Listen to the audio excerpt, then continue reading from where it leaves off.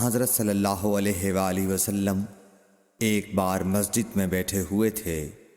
اتنے میں ایک شخص اونٹ پر سوار ہو کر آیا اور اونٹ کو مسجد میں بٹھا کر باندھ دیا۔ پھر پوچھنے لگا، بھائیو تم لوگوں میں محمد کون سے ہیں؟ حضرت صلی اللہ علیہ وسلم اس وقت لوگوں میں تکیہ لگائے بیٹھے ہوئے تھے۔ ہم نے کہا، حضرت محمد صلی اللہ علیہ وسلم یہ سفید رنگ والے بزرگ ہیں جو تکیہ لگائے ہوئے تشریف فرما ہیں۔ تب وہ آپ سے مخاطب ہوا کہ اے عبد المطلب کے فرزند، آپ صلی اللہ علیہ وسلم نے فرمایا، کہو میں آپ کی بات سن رہا ہوں۔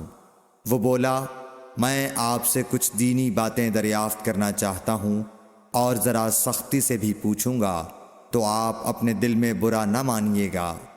آپ صلی اللہ علیہ وسلم نے فرمایا، نہیں، جو تمہارا دل چاہے پوچھو۔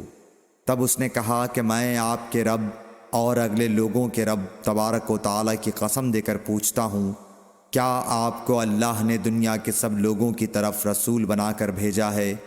آپ صلی اللہ علیہ وسلم نے فرمایا، ہاں یا میرے اللہ۔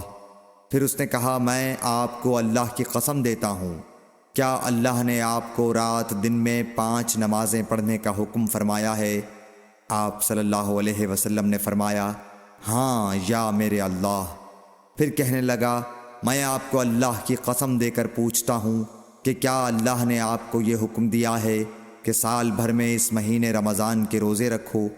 آپ صلی اللہ علیہ وسلم نے فرمایا، ہاں یا میرے اللہ۔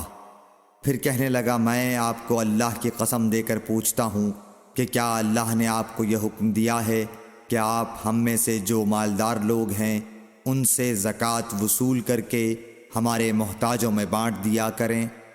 حضرت صلی اللہ علیہ وسلم نے فرمایا، ہاں یا میرے اللہ۔